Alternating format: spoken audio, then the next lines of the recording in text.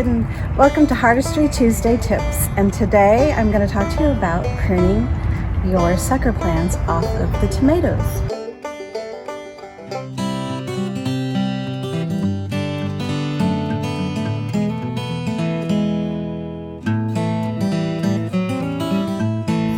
So it's really simple, and it's super important because if you don't, you won't have good ripe fruit and you won't have a lot of it. So one of the things that's the most important thing to do is to make sure your bottom is clean.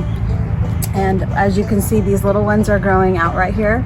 So these would all be trimmed. If you don't want anything low touching the ground, because it will pick up disease, mold, all that kind of stuff on the bottom. So it's really simple. You just trim it at the root, at the stem, and you just take them off and you take them down so that the bottoms are nice and clean.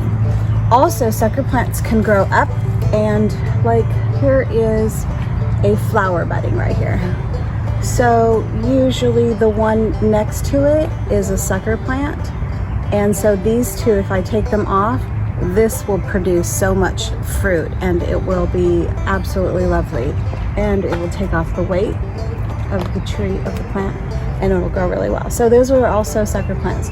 Sucker plants can be super big as well. They've grown too long, which I keep mine pretty good, so I don't know that I have one to show you if there's a really big one.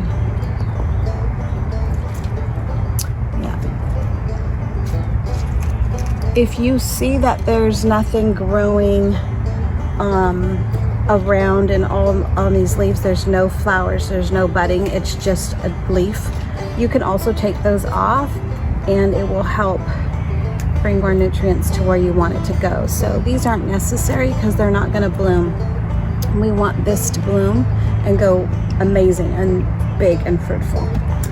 Also, some of the things for the soil I want to just mention is you see all these dead citrus skins.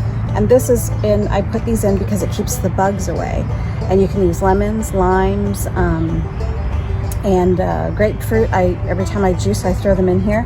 Also, what you'll see in here is eggshells from my chickens.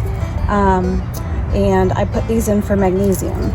And then also making sure your soil is fresh and moist. Like right now, we've had 100-degree weather 2 days in a row, and it's pretty dry right now, so it's going to need some watering today. But this is how you keep tomato plants for producing a really nice harvest. As for watering the tomato plants, I have an irrigation line here. You can see it's a drip system. And it's 3 days a week that it runs and runs water for like 7 minutes or something. But sometimes that's not enough, especially here in California because it's so hot and we never know what our temperature is going to be like. So I usually come out every other day just to check it, like I am today, where I notice it's pretty dry on the top. It's a little moist down below. You can see it's still very wet. See, it's still wet below. So it's still getting moisture, but I like the top to be moist as well. I like the whole thing to look this wet on the top. Don't like to over soak it because then you can get mold and stuff, and that's why you keep all the leaves up, because if it's too moist down here, then you create a problem. You can also trim up here too, like see this one's getting brown and purplish. I take those off too because that means something's happening to it. That I don't know what it is, and it could be just that it's dry or not getting enough moisture, but it just becomes, again, a sucker plant where it's taking up nutrients where it's not needed. So I always take off I call them the diseased leaves, just to keep things really clean and green. And then you can, how often to trim them? I come out 2 or 3 times a week and I look at them just to make sure there's no, big brownish stuff. Here's a big brown one that's coming out. I'll just take that off.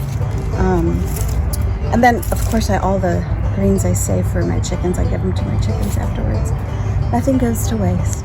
Thank you for joining Heartistry Tuesday Tips, and make sure to subscribe to our channel and like all of our Facebook and Instagram pages. And thanks for joining.